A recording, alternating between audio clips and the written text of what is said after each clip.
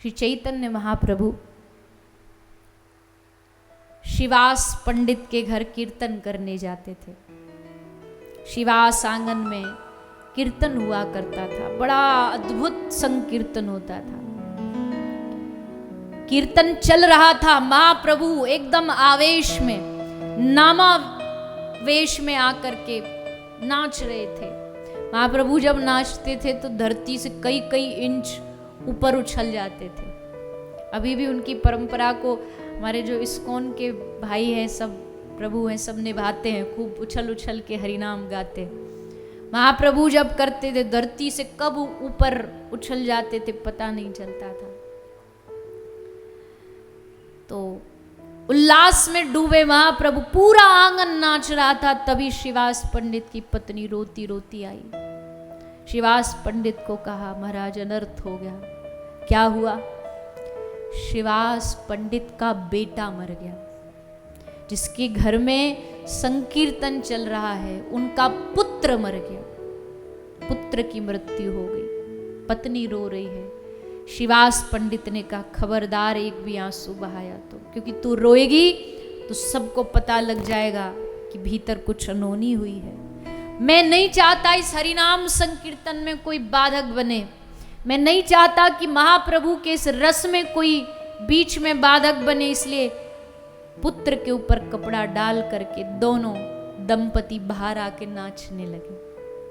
वहां भीतर बेटे का शव पड़ा है और बाहर आके शिवास पंडित नाच रहे। लेकिन महाप्रभु तो महाप्रभु है, ठाकुर हैं, प्रभु हैं, अंतर्यामी हैं। संकीर्तन विश्राम हुआ और महाप्रभु भीतर गए तो देखा कि शव पड़ा है बेटे का। शिवास, ये तूने क्या किया? बेटा मर गया और तूने बताया नहीं। हे प्रभु, आज नहीं तो कल शरीर को तो जाना ही है, पर उसके कारण कीर्तन रुक जाए तो ये तो इसके लिए बड़ा भारी अपराध हो जाता। इसलिए कीर्तन चलता रहे, हमने बात छुपाई। महाप्रभु ने कहा, धन्य है तुम्हारी नाम निष्ठा। महाप्रभु ने कपड़ा हटाया और उस बालक के ऊपर अपना हाथ फेरा और जैसे हाथ फेरा मरा हुआ बालक हरि बोल कहते हुए खड़ा हो गया। इससे बड़ी नाम की शक्ति क्या होगी? मुर्दा खड़ा हो गया, जीवित हो गया, जिंदा हो गया नाम के परिणाम से। इसलिए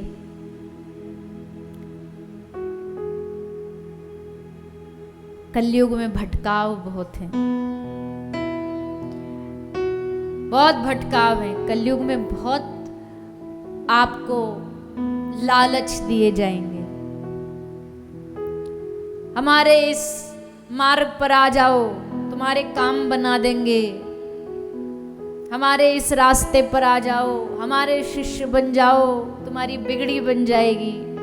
पर ध्यान रखना हमेशा एक बात, जो भगवान का भक्त होता वो लालची नहीं होता। उसको कोई मतलब नहीं काम बने या बिगड़े, वो एक ही काम करेगा।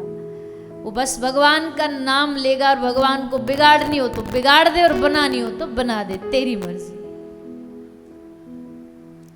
इसलिए भटकना नहीं। कलयुग बढ़ रहा है, धर्म बढ़ रहे हैं, संप्रदाय बढ़ रहे हैं। हर दूसरे दिन एक नया संप्रदाय पैदा हो रहा है, लेकिन हमें भटकना नहीं है।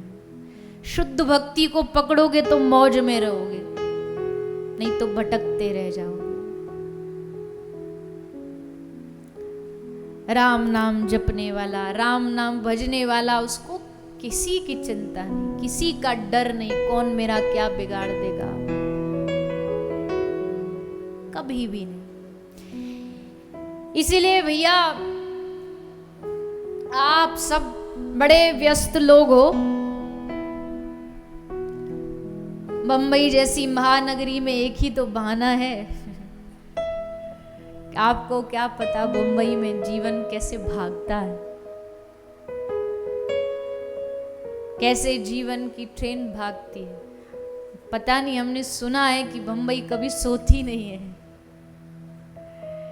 यहाँ हर दिन दौड़ होती है, हर दिन भाग। लेकिन क्या सारा जीवन इसी भाग दौड़ में रहना चाहते हो? क्या कभी नहीं चाहते कि पायो परम विश्राम?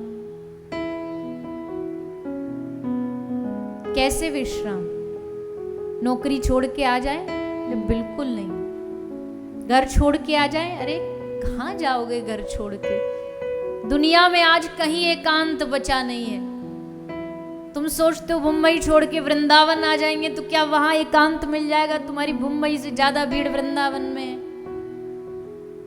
एक पैर रखने की जगह नहीं है। तो एकांत कहाँ है? एकांत यहाँ, एकांत हृदय में। भाग दौड़ शरीर से भले करो, पर मन से हरे कृष्ण कृष्ण कृष्ण हरे हरे, हरे राम राम राम हरे हरे। ये आपका ग्लूकोस है, ये आपकी एनर्जी है। इस शरीर को बिना एनर्जी चलाओगे ज्यादा दिन नहीं चलेगा, एक दिन मशीनरी फेल हो जाए, हो जाती है फेल। ये जो आजकल लोग हर बात में डिप्रेस्ड होकर के क्यों होते हैं? क्योंकि मशीनरी फेल हो गई। मशीनरी क्यों फेल हो गई? क्योंकि ऑयलिंग नहीं हो रही। मशीनरी में और टाइम टू टाइम ऑयलिंग की जरूरत होती है, रिपेयरिंग की जरूरत होती है। कृष्ण नाम, राम नाम वो ऑयलिंग है, वो रिपेयरिंग है। हर पल हर जख्म को भरने का काम राम का नाम करता है, कृष्ण का नाम। तुम लेके तो देखो, भीतर से एकदम अलग, बाहर से भले परिस्थितियां गड़बड़ाएंगी। जीवन में कोई पैदा नहीं हुआ दुनिया में जिसकी परिस्थितियां उल्टी ना गई हो, उसकी इच्छा के विपरीत ना गई। अरे राम जी आए तो 14 साल का वनवास मिल गया, इससे बड़ा क्या विपरीत परिस्थिति होगी? जो कल राजा बनने वाला है, कल रात, आज रात को घोषणा हो गई कि राजा नहीं, ये तो वनवासी बनेगा। लेकिन क्या राम हार गए? बोले नहीं। तो राम के नाम को भजने वाला भला कैसे हार सकता है? पर शर्त एक है, दवाई लेनी पड़ेगी। अभी तक ले नहीं रहे दवाई, अभी तक बस दवाई की महिमा सुन रहे हैं। दवाई लेने से बीमारी ठीक हो जाती है, दवाई से शुगर, हाँ हाँ बहुत बढ़िया बहुत बढ़िया। और एक पल और आगे बढ़ के कहूं तो दवाई की आरती तो कर रहे हैं, दवाई की पूजा तो कर रहे हैं, दवाई को फूल तो चढ़ा रहे हैं, पर दवाई ले नहीं रहे। और जब तक वो जाएगी नहीं पेट में तो असर करेगी कैसे? हर सत्संग में, हर कथा में जो सच्चा सत्संगी होगा वो आपको यही कहेगा, भगवान का नाम लो। आ जाते हैं जब वो व्यास जी कहते हैं भगवान का नाम जपो, तो ताली बजा देते, हाँ क्या कमाल की बात कही है, बढ़िया बात कही। पर इस बढ़िया बात का लाभ क्या जब तक खुद लोगे नहीं दवाई? कृष्ण नाम बोलोगे नहीं तो कहां से बदलाव आएगा? कहां से मन बदलेगा? मन बदलता है उसका नाम लेने से, मन बदलता है कृष्ण कृष्ण कहने से। राम एक तापस्तीय तारी, राम ने तो एक अहिल्या को तारा, राम ने तो एक रावण को तारा, लेकिन नाम कोटि खल कुमति सुधारी। गोस्वामी जी कहते राम ने एक रावण तारा, लेकिन राम के नाम ने न जाने कितने खल बुद्धियों की मति बदल डाली।